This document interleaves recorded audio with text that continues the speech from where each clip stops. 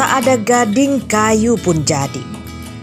Peribahasa yang akrab kita dengar tersebut justru menjadi kondisi sebenarnya. Ya, ketika tidak ada gading, pipa rokok pun kini dibuat dari kayu.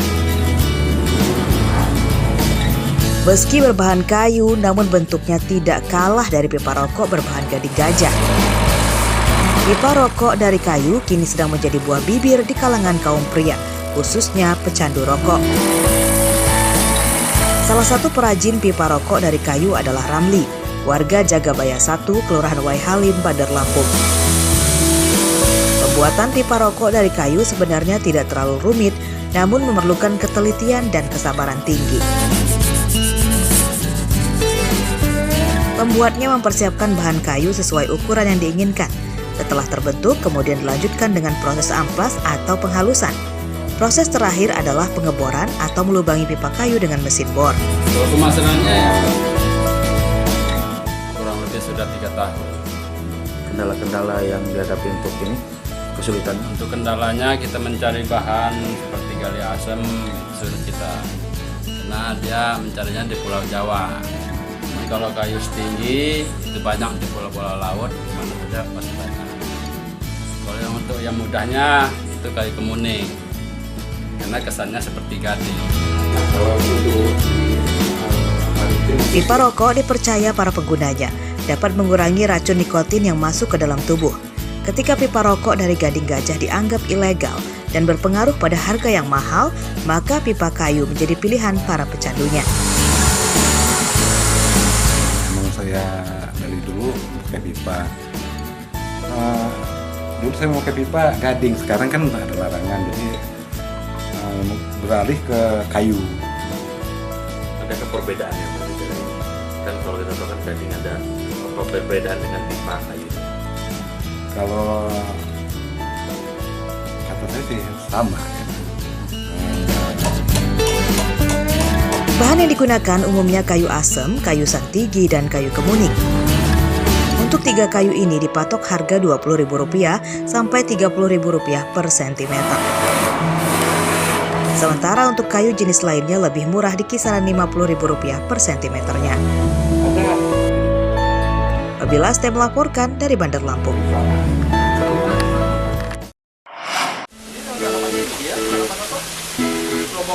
Seni memang tidak ada batasnya.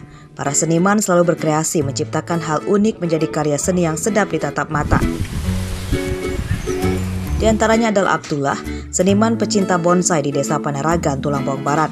Abdullah menciptakan bonsai dari tanaman yang banyak tumbuh di rawa-rawa di daerahnya, yakni pohon gelam. Di tangan Abdullah, tanaman gelam diolah menjadi bonsai yang indah. Daunnya yang kecil-kecil mirip dengan bonsai beringin ataupun santigi yang memiliki nilai sangat mahal. Virus merakit bonsai tanaman kayu gelam sudah ditularkan ke komunitas pecinta bonsai di daerahnya. Rencananya pengembangan bonsai gelam akan digalakkan agar menjadi khas pecinta bonsai dari Tulangbong Barat. Ini asli tumbuhan kita yang ada di Tulangbong Barat, karena namanya gelam ini. Nah, cuma gelam ini jangan keliru. Gelam ini kan ada 3 macam. Satu gelam putih, dan yang kedua gelam merah, dan yang ketiga gelam tikus atau gelam. Kayu gelam merupakan jenis kayu keras yang tumbuh di rawa-rawa di Lampung.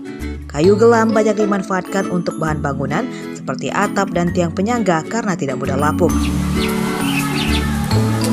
Bonsai adalah tanaman yang dikerdilkan di dalam pot, bertujuan membuat miniatur dari bentuk asli pohon besar yang sudah tua di habitatnya atau di hutan. Tanaman bonsai kini banyak digemari karena memiliki nilai seni dan harga jual yang tinggi. Ardi Yohaba melaporkan dari Tulangbong Barat.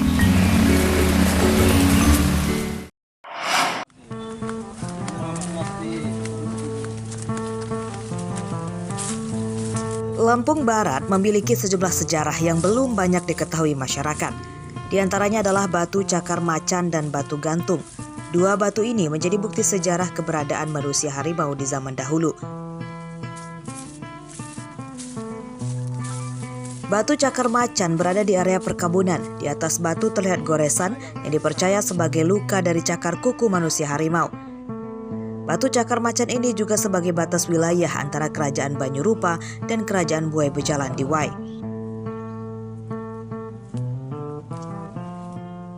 Sementara batu gantung terikat dengan rambut yang kini dibuatkan rumah kecil dari papan.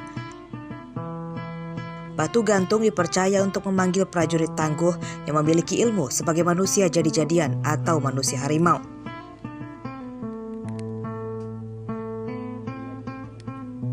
Batu yang digantung itu berupa tanda ataupun alat untuk memanggil yang dinamakan oleh masyarakat Lampung Tatuha ataupun yang lebih dikenal dengan makhluk jadi-jadian yang berupa harimau. Batu tersebut apabila dipukul maka itu adalah suatu tanda memanggil daripada Tatuha ataupun makhluk jadi-jadian harimau tersebut.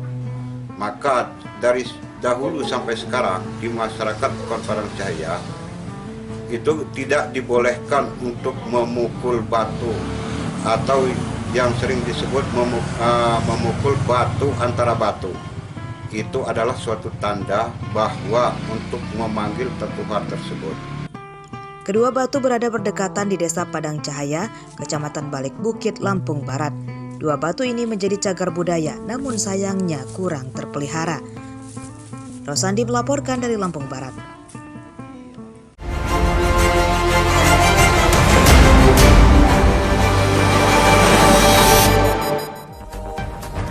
Kecelakaan beruntun di PJR.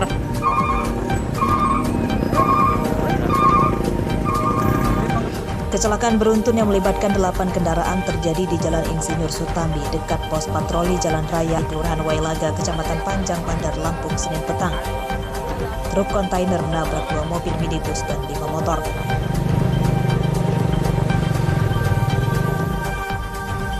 Dua pengendara motor bernama Rio Wijaksono, warga Waihalim, dan Nuaidi, warga Panjang, Bandar Lampung meninggal dunia. Jenazah dievakuasi ke rumah sakit bersama 7 korban luka lainnya, termasuk pengemudi truk kontainer. Hasil olah TKP polisi, kecelakaan diduga akibat rem truk rusak saat melewati jalan yang menurun curam dan menikung. Truk yang sedang melaju dari Tanjung Bintang, Lampung Selatan menuju Bandar Lampung kehilangan kendali dan menabrak 7 kendaraan di depannya.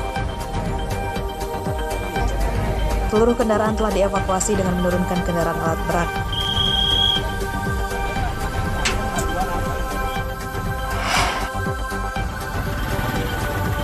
Muhammad Afgan alias Aat, bocah 13 tahun ini, Jumat dirawat di ruang ICU RSUD Abdul Muluk, Bandar Lampung karena menderita luka tusukan di perutnya. Korban kritis akibat ditikam oleh pencuri yang akan merebut ponselnya.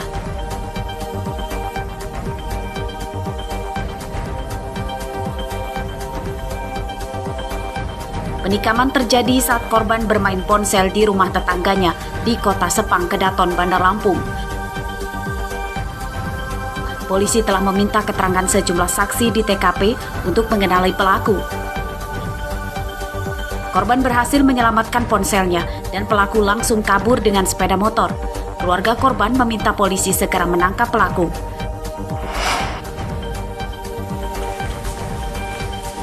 Tim Ranmor Polresta Bandar Lampung Sabtu siang menggulung 2 kelompok pencuri motor yang terlibat lebih dari 5 TKP.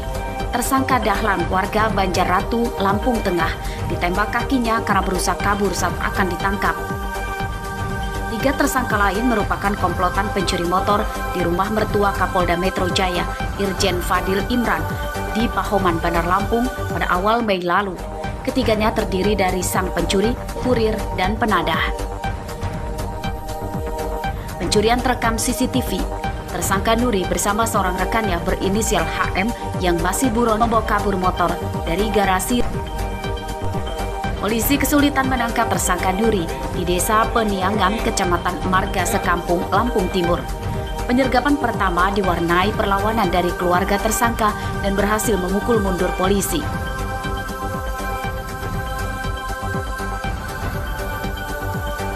Polisi menyita 3 motor sebagai barang bukti. 1 diantaranya motor yang dicuri di rumah mertua Kapolda Metro Jaya. Atas perbuatannya, tersangka terancam 7 tahun penjara.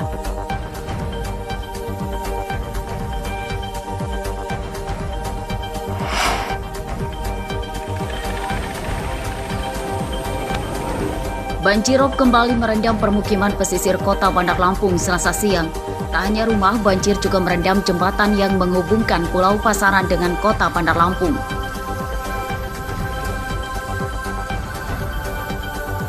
Banjir sempat memutuskan akses warga yang melalui jembatan. Sejumlah motor terpaksa digotong warga agar tidak mogok. Sejumlah warga dan pelajar juga menggunakan jasa perahu penyeberangan agar pakaiannya tidak basah. Banjirop telah terjadi kedua kalinya pada bulan ini.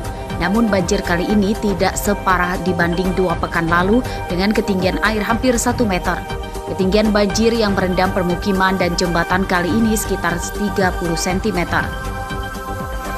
Data BMKG Maritim Lampung, banjirop yang merendam pesisir kota Bandar Lampung akan terjadi selama 4 hari hingga 3 Juni. Banjirop dampak dari fenomena bulan baru.